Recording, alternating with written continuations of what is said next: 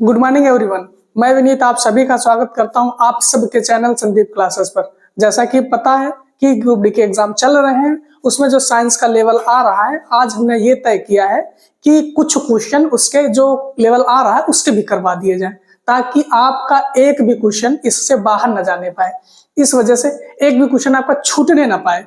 इस वजह से आज हमने डिसाइड किया कि जो वन लाइनर टाइप के क्वेश्चन आ रहे हैं वो आप अच्छे से टैकल कर पाओ। इस वजह से कुछ क्वेश्चन हम आज करवा दे रहे हैं। आप इसकी सीरीज चलेगी, आपको मिलते रहेंगे क्वेश्चन, आप प्रैक्टिस प्रॉपर करते रहिए, क्योंकि जो एक वन लाइनर क्वेश्चन आ रहे हैं क्वेश्चन जैसे बहुत बड़े क्वेश्चन नहीं पूछ रहा है। इस वजह से आप इनकी भी प्रैक्टिस करके जाइए। प्रैक्टिस अगर रहेगी तो आप तुरंत आंसर उसका दे पाओगे। क्या टाइम का थोड़ा बाउंडेशन रहता है, वहाँ टाइम थोड़ा कम रहता है, तो इस वजह से तुरंत कर पाओगे। इस वजह से हमने सोचा इसकी भी प्रैक्टिस करवा दी जाए। तो जो नए पैटर्न के हैं ग्रुप डी में, जो नए पैटर्न के क्वेश्चन आ रहे हैं वन लाइनर टाइप में, वो भी हम आज करवा दे रहे हैं। स्टार्ट करते हैं आज की क्लास। इस क्लास को देखिएगा और आप भी बहुत अच्छे से देखिएगा, दोस्तों में शेयर भी करिएगा और चैनल को भी सब्सक्राइब करके रखिएगा। तो देखते हैं कुछ क्वेश्चन जो साइंस के आज हैं। ये सारे क्वेश्चन इसमें से मुझे लगता है 50-55 क्वेश्चन है। इसमें से आपको 2-4 क्वेश्चन ऐसे ही मिलेंगे, हर एक सेट में मिलेंगे। ठीक है, स्टार्ट करते हैं, देखते हैं।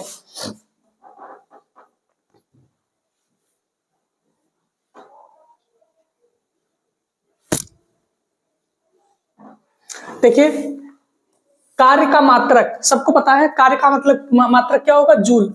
इस मात्रक से एक क्वेश्चन आ रहा है, मात्रक से आता ही रहेगा। हर एक सेट में कुछ ना कुछ पूछता रहेगा। कार्य का मात्रक क्या हो जाएगा? जूल हो जाएगा। प्रकाश वर्ष किसका मात्रक है? प्रकाश वर्ष किसका मात्रक है? दूरी का मात्रक है। लेकिन दूरी का सबसे बड़ा मात्रक जो होगा, दूरी का जो सबसे बड़ा मात्रक होगा, सबसे बड़ा मात्रक वो होगा पारसेक होगा। सबसे बड़ा मात्रक पारसेक होगा। ठीक है। ल्यूमेन किसका? ज्योति फ्लक्स का मात्रक ल्यूमेन होता है। ज्योति फ्लक्स जो ल्यूमेन किसका मात्रक है? ज्योति फ्लक्स का मात्रक ल्यूमेन होता है। ठीक है। क्यूरी किसकी इकाई है? क्यूरी रेडियो धर्मिकता की इकाई है। रेडियो धर्मिकता मैडम क्यूरी ने इसकी खोज की थी। मैडम क्यूरी एकमात्र ऐसी महिला है जिनको भौतिक और रसायन दोनों का नोबेल मिला है। भौतिक फिजिक्स का भी और भौतिक और रसायन का भी, केमिस्ट्री का दोनों का नोबेल मिला है अपना मैडम क्यूरी को। ठीक है। अगर कभी कभी ये कहता है रेडियो धर्मिकता की इकाई, तो हेनरी बैकुलर उसका अगर आंसर में है तो हेनरी बैकुलर मारिएगा। अगर पदार्थ का संवेग और वेग का अनुपात में कौन सी भौतिक राशि प्राप्त की जा सकती, तो संवेग और आवेग जैसे है, तो देखो संवेग और आवेग के अनुपात से कौन सी भौतिक राशि प्राप्त की जाएगी, तो द्रव्यमान प्राप्त किया जा सकता है। संवेग और वेग की देखो कैसे। संवेग को क्या लिखोगे? P बराबर m इंटू वी। ठीक है। अगर वेग को कैसे लिखोगे, तो वेग को क्या लिखोगे? वेग को v लिखोगे। इसका अनुपात निकालोगे तो वेग करोगे तो क्या हो जाएगा? ये मास ही बचेगा ना। मास मतलब द्रव्यमान बचेगा। फिर जल में तैरना न्यूटन के किस नियम का कारण संभव है? तो न्यूटन का तृतीय नियम जो होता है, जो एक्शन और reaction equals to opposite reaction, जो क्रिया प्रतिक्रिया का नियम है, ये भी हम कह सकते हैं न्यूटन का थर्ड लॉ तैरने में हेल्प करता। बट तैरने और डूबने की बात करेगा, जो उस पर प्रिंसिपल लागू होगा, सिद्धांत लागू होगा, तो आर्किमिडीज का सिद्धांत लागू होगा। ठीक है। रॉकेट किस सिद्धांत पे काम करेगा? तो संवेग संरक्षण पे सिद्धांत काम करेगा। ये आपका पहला आंसर होगा। अगर बात करें इसके दूसरे आंसर की, तो न्यूटन का थर्ड लॉ भी होगा। तो न्यूटन का थर्ड लॉ भी दूसरा आंसर होगा। न्यूटन का थर्ड लॉ ये दूसरा आंसर होगा। ठीक है। अश्व यदि एकाएक चलना प्रारंभ करता है, चलना प्रारंभ मतलब खड़ा था, अब तुरंत चलना स्टार्ट कर दिया, चलना प्रारंभ करता है, तो अश्वरोही जो उस पर बैठा है वो गिरने की आशंका रहती है। इसका कारण क्या है? इसका कारण न्यूटन का फर्स्ट लॉ, जड़त्व लॉ, जिसको क्या कहते हैं? जड़त्व लॉ कहते हैं। ये विश्राम का जड़त्व, मतलब हम सावधानी से चुपचाप बैठे थे, अचानक चल दिए, विश्राम से बैठे थे, अचानक चल दिए, तो हम विश्राम का जड़त्व के कारण गिरने की संभावना रहती है। देखते हैं नेक्स्ट क्वेश्चन है, कालीन की सफाई के लिए यदि उसे छड़ी से पीटा जाए तो उसमें कौन सा नियम लागू होता है? तो न्यूटन का सेकेंड लॉ लागू होता है। इनर्शिया मतलब न्यूटन का पहला नियम। जड़त्व का नियम लागू होगा, जड़त्व का नियम लागू होगा। अगर समुद्र में प्लवन करते से आइसबर्ग का कितना भाग समुद्र के सतह के ऊपर होगा? अगर समुद्र की बात करेगा तो 1/10 भाग, 1/10 भाग ऊपर रहेगा, 9/10 भाग नीचे रहेगा, नीचे रहेगा। ऊपर कितना रहेगा? ऊपर रहेगा 1/10 भाग। ठीक है। प्रकाश वोल्टीय सेल के प्रयोग से सौर ऊर्जा का रूपांतरण करने के किसका उत्पादन होता है? तो प्रकाशीय ऊर्जा का उत्पादन हम किससे करेंगे? प्रकाशीय वोल्टीय सेल से, सौर उत्पादन से। ठीक है। स्वचालित वाहनों में द्रव चालित ब्रेकों का इस्तेमाल वस्तुतः किसके नियम का सीधा अनुप्रयोग है? तो पास्कल का नियम होता है। पास्कल का नियम ये कहता है किसी पॉइंट पे इक्वल फोर्स चारों तरफ से, चारों नहीं, ऑल अराउंड एरिया, पूरे हर साइड से उसका बराबर फोर्स लगेगा, ये पास्कल्स का नियम कहता है। जब दूध को प्रबल ढंग से मथा जाता है तो उसमें क्रीम किस कारण से अलग हो जाती है? तो ये अपकेंद्रीय बल का कारण है, ये अपकेंद्रीय बल का कारण है जो बाहर की ओर लगता है फोर्स। ये अपकेंद्रीय फोर्स जो होता है बाहर की लगता है, अभिकेंद्रीय बल अंदर पॉइंट सेंटर की ओर लगता है। जेट इंजन किसके संरक्षण के सिद्धांत पर कार्य करता है? तो रैखिक संवेग के सिद्धांत पर काम करता है। किसी तुल्यकारी उपग्रह का पृथ्वी की सतह से ऊंचाई लगभग कितनी होती है? तो 36,000 किलोमीटर होगी, 36,000। इसको ये समझो ना, जो उपग्रह होता है तो पृथ्वी के दिशा में घूमता है, पृथ्वी से 36,000 किलोमीटर दूर होता है। पृथ्वी किस दिशा में घूमती है? तो पृथ्वी पश्चिम से पूरब की ओर, पश्चिम से पूरब की ओर। उपग्रह जो है वो भी पश्चिम से पूरब की ओर ही घूमता है। पृथ्वी के गुरुत्वाकर्षण का कितना भाग चंद्रमा के गुरुत्वाकर्षण का होता है? तो 1/6 भाग होता है, 1/6 भाग। देखते हैं नेक्स्ट क्वेश्चन है, वर्षा की बूंद का आकार जो गोलाकार दिखाई देता है वो पृष्ठ तनाव के कारण होता है। मैंने टेस्ट में बहुत बार इसका डिस्कशन किया है। इसकी यूनिट की बात करेंगे तो न्यूटन पर मीटर होगी। कपूर के छोटे छोटे टुकड़े जल की सतह पर क्यों नाचते हैं? पृष्ठ तनाव के कारण नाचेंगे, पृष्ठ तनाव के कारण नाचेंगे। पानी में लोहे की सुई डूब जाएगी लेकिन जहाज तैरता रहता है। इसका सिद्धांत, ये किस सिद्धांत पर कार्य करेगा? ये आर्किमिडीज के प्रिंसिपल पे काम करेगा। इस पर आर्किमिडीज के प्रिंसिपल पे काम करेगा। आर्किमिडीज का सिद्धांत किससे संबंधित है? ये प्लवन का सिद्धांत भी कहते हैं। आर्किमिडीज का सिद्धांत ये कहता है यदि कोई वस्तु आंशिक रूप से या पूर्णतः डुबाई जाती है तो वो उसके द्वारा हटाया गया भार उस भार के वस्तु के बराबर होगा। ठीक है। गुरुत्वाकर्षण के सार्वभौमिक नियम का प्रतिपादन किसने किया था? तो न्यूटन ने किया था। कौन सा 1 केजी द्रव्यमान के पिंड पर कार्यशील पृथ्वी के एक गुरुत्व बल का सही मान है? तो 9.8 न्यूटन। ठीक बात है। 1 हॉर्स पावर में सबको पता है 746 वाट। लोहे की सुई पानी की सतह पर किस कारण से तैरेगी? तो जब भी तैरेगी तो पृष्ठ तनाव के कारण ही तैरेगी। एक गेंद को 36 से कितने कोण पर फेंका जाए कि अधिकतम 36 दूरी मतलब हम ऐसे फेंकेंगे तो कितनी दूरी सबसे ज्यादा किस एंगल पर फेंके कि सबसे ज्यादा दूरी कवर करे? तो 45 के एंगल पे हम उसको फेंकेंगे। जैसे नीरज चोपड़ा अपना भाला फेंकते हैं तो किस एंगल पे फेंकेगी सबसे ज्यादा दूरी कवर करेगा? तो 45 डिग्री पे। अगर ये ऊर्ध्वाधर की बात करता, वर्टिकल की बात करता कि सबसे ज्यादा हाइट कवर करेगा तो उसमें हम 90 डिग्री पे फेंकेंगे, 90 डिग्री फेंकेंगे तो सबसे ज्यादा हाइट पे जाएगा। किसने न्यूटन से पूर्व ही बता दिया था कि वस्तुएं पृथ्वी की ओर आकर्षित होती हैं या फिर गुरुत्वाकर्षित होती हैं? ये ब्रह्मगुप्त थे। ब्रह्मगुप्त ने बता दिया था कि न्यूटन से पहले ही कि कोई भी वस्तु है वो पृथ्वी की ओर आकर्षित होती है, वो गुरुत्वाकर्षित होती है। नेक्स्ट क्वेश्चन है, क्रिकेट की गेंद को किस कोण से मारा जाना चाहिए ताकि वो अधिकतम दूरी, सेम क्वेश्चन है, 45 डिग्री पे मारना चाहिए। 45 डिग्री पे उसको 45 डिग्री पे मारेंगे, उस एंगल से सबसे दूरी कवर ज्यादा करेगा। उष्मा एक प्रकार की ऊर्जा है जिसे कार्य में बदला जा सकता है। इसका प्रत्यक्ष प्रमाण सबसे पहले किसने दिया था? इसका सबसे पहले प्रत्यक्ष प्रमाण जो दिया था रमफोर्ड ने दिया था कि उष्मा एक प्रकार की ऊर्जा है ऊर्जा है जिसे कार्य में बदला जा सकता है। इसका प्रत्यक्ष प्रमाण सबसे पहले रमफोर्ड ने दिया था। रमफोर्ड ने दिया था। किस वैज्ञानिक ने सर्वप्रथम बर्फ के दो टुकड़ों को आपस में घिसकर पिघला दिया था? तो ये डेवी साहब थे। डेवी साहब इसको घिसकर उनको दो टुकड़ों को पिघला दिया था। वाष्प इंजन में ये उबलते हुए जल का तापमान किस कारण से उच्च हो सकता है? तो बॉयलर के अंदर के उच्च दाब के कारण। बॉयलर के अंदर उच्च दाब होता है, इस वजह से उसका तापमान उच्च हो सकता है। ठीक है। तापयुग्म तापमापी ये किस सिद्धांत पर काम करेगी? तो सीवेक के सिद्धांत पर तापयुग्म तापमापी काम करेगी। किस पर? सीवेक के सिद्धांत पर काम करेगी। पूर्ण विकिरण उतापमापी या फिर टोटल रेडिएशन पायरोमीटर, ये किस सिद्धांत पे काम करता है? ये किस सिद्धांत पे काम करेगा? ये आपका स्टीफन के नियम पर काम करेगा। स्टीफन के सिद्धांत पर काम करेगा।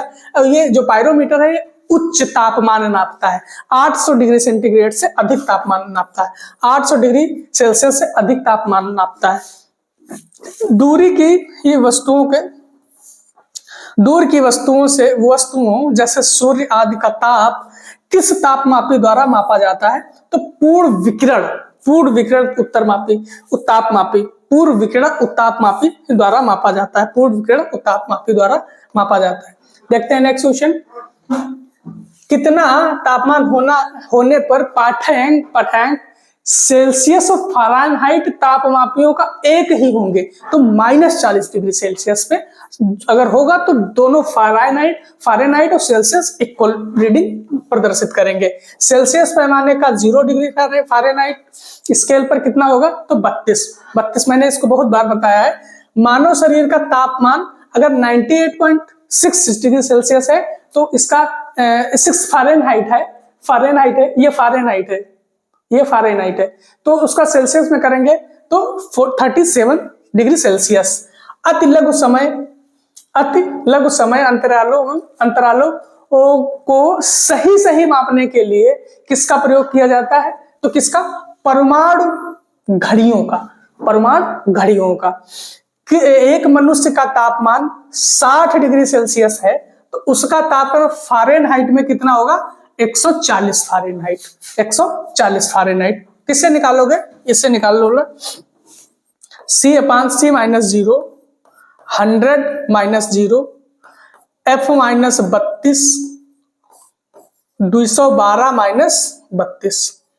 C की वैल्यू यहां पे रख दोगे, F की वैल्यू आ जाएगी। ठीक है। पानी का घनत्व किस तापमान पर अधिकतम होगा? तो 4 डिग्री सेल्सियस पे अधिकतम होगा। 4 डिग्री सेल्सियस पर अधिकतम होगा उसका घनत्व। वॉल्यूम मतलब आयतन से कम होगा उस पे। साइकिल के ट्यूब अधिकांशतः गर्मियों में फट जाते हैं। क्यों फट जाते हैं? क्योंकि ये रुद्धोष्म के कारण होता है। गर्मियों के कारण ट्यूब फट जाता है, रुद्धोष्म के कारण फट जाता है। ठीक है। किसी झील की सतह का पानी बस जमने वाला ही है। झील का आधा स्थल में जल का क्या तापमान होगा? तो 4 डिग्री सेल्सियस होगा। उसके 4 से नीचे नहीं जाएगा। ठीक है। उष्मा के संचरण की किस विधि में पदार्थ के अणु एक स्थान से दूसरे स्थान पर स्वयं नहीं जाते हैं? इसको चालन कहते हैं। चालन मतलब ये ठोस में होगा। ये होगा ठोस में, तभी इसके कण एक जगह से दूसरी जगह नहीं जाएंगे। एक जगह से दूसरी जगह किसमें जाएंगे? जिसमें संवहन होगा। संवहन या फिर विकिरण में दोनों पार्टिकल एक दूसरे से जगह जाते हैं। देखते हैं नेक्स्ट क्वेश्चन। नेक्स्ट है, द्रव्यों और गैसों में उष्मा का स्थानांतरण किस तरीके से होगा? देखो, द्रव्यों और गैसों में संवहन द्वारा होगा, संवहन द्वारा। बट अगर देखो कह दे गैसों में, तो गैसों में विकिरण द्वारा भी होता है। गैसों में विकिरण द्वारा भी होता है, बट इसमें गैसों और द्रव्यों कह दिया तो संवहन द्वारा होगा। ठीक है। सूर्य की उष्मा पृथ्वी पर किस प्रकार के संचरण के माध्यम से आती है? तो विकिरण के माध्यम से सूर्य का प्रकाश पृथ्वी तक पहुंचता है, बट गर्म होता है संवहन की वजह से। गर्म होता है, जो एटमॉस्फेयर गर्म होता है तो संवहन की वजह से। इसको ऐसे याद रखना। उष्मा के स्थानांतरण की किस विधि में माध्यम आवश्यक नहीं होता है तो वो होता है आपका विकिरण। विकिरण होता है, उसके लिए माध्यम की कोई जरूरत नहीं होती है। देखते हैं नेक्स्ट, ऊष्मा संचरण की वह विधि जिसमें माध्यम के कण गति नहीं करते हैं, कौन सी है? तो कण नहीं गति करेंगे। ऊष्मा संचरण की वह विधि जिसके माध्यम के कण गति नहीं करते हैं, कौन सी है? तो इसमें चालन होना चाहिए। क्या होना चाहिए? चालन। इसमें चालन होना चाहिए। चालन गति नहीं करते हैं, ठीक है। माध्यम के कण गति नहीं करते, हाँ तो चालन होगा। आणविक संगठन के द्वारा ऊष्मा का संप्रेषण क्या कहलाता है? तो संवहन कहलाएगा। क्या कहलाएगा? संवहन। सूर्य विकिरण का कौन सा भाग सोलर कुकर को गर्म कर देता है? तो कौन सा भाग सोलर कुकर को गर्म करेगा? तो अवरक्त किरणें सोलर कुकर को गर्म करेंगी। कौन सी? अवरक्त किरणें सोलर कुकर को गर्म करेंगी। धूप से बचने के लिए छाते में रंग संयोजन कौन सा सबसे उचित है? ऊपर सफेद नीचे काला। ये तो हमने क्वेश्चन बहुत बार करवाया है आपका प्रैक्टिस सेट में, ऊपर सफेद नीचे काला। देखते हैं नेक्स्ट क्वेश्चन। नेक्स्ट है, किस विधि से ऊष्मा स्थानांतरण को न्यूनतम करने के लिए थर्मस फ्लास्क की दीवारों पर कलई की जाती है? तो विकिरण को हम कम करने के लिए, विकिरण कम हो तो इसके वजह से हम उसको उसके दीवारों पर कलई करते हैं। किसमें सर्वोत्तम विशिष्ट ऊष्मा का मान होता है? तो किसमें होगा? जल में सर्वोत्तम विशिष्ट ऊष्मा। सबसे ज्यादा विशिष्ट ऊष्मा किसकी होगी? जल की होगी, पानी की होगी। शुद्ध पदार्थ में कोई अन्य पदार्थ मिला देने पर गलनांक पर क्या प्रभाव पड़ेगा? शुद्ध पदार्थ में कोई अन्य पदार्थ मिला दिया जाए तो उसका गलनांक गलनांक उसका घट जाएगा। गलनांक क्या हो जाएगा? शुद्ध पदार्थ में अगर कोई अन्य पदार्थ मिला देने पर उसके गलनांक पर क्या प्रभाव पड़े? तो गलनांक घट जाएगा उसका। गलनांक घट बढ़े क्यों जाएगा? गलनांक उसका घट जाएगा और जल्दी गलेगा, ठीक है। उपद्रव्यों को वो मिलाने से गलनांक पर क्या अपद्रव्यों को मिलाने से गलनांक पर क्या प्रभाव पड़ेगा? तो गलनांक घट जाएगा और जल्दी गलेगा, ठीक है। चावल को पकाने में कहीं अधिक समय लगेगा तो ऊंचाई पे जाने पे चावल को पकाने में अधिक समय लगेगा। लिखा है इसमें माउंट एवरेस्ट, मतलब ऊंचे सरफेस से ऊंचाई पे जितना जाओगे तो वहां पे एटमॉस्फेरिक दाब कम होता जाता है, इस वजह से इवापोरेशन बढ़ जाता है और बॉइलिंग पॉइंट घट जाता है, ठीक है। किसी द्रव्य का उसके एक क्वथनांक से पूर्व उसके वाष्प में बदलने की प्रक्रिया को क्या कहते हैं? तो उसको वाष्पीकरण बोलते हैं। तो आज के लिए इतना ही रखते हैं। ये क्वेश्चन आप बार बार मल्टीपल टाइम पढ़िए, इसमें से क्वेश्चन आएगा तो ये साइंस का क्वेश्चन, इससे ज्यादा प्रोबेबिलिटी है कि आपको 1-2 क्वेश्चन इसी से मिल जाए, डिक्टो क्वेश्चन ऐसे मिल जाएंगे। जैसे अभी जल वाले क्वेश्चन ऐसे मिल सकते हैं, ये वाला क्वेश्चन जैसे है ये वाष्पीकरण, ये वाला क्वेश्चन है बहुत इंपॉर्टेंट है, ये दोनों इंपॉर्टेंट है। ये विकिरण, संवहन, चालन, इसमें से कोई एक क्वेश्चन पूछ सकता है। तो इस वजह से आप इसको मल्टीपल टाइम देखिएगा और आगे के जो सेशन है तो मिलते रहेंगे आपको जब तक आपका एग्जाम चलेगा। और आपकी एग्जाम की बहुत शुभकामनाएं हम आपको देते हैं कि आप और भी अच्छा करके आओ।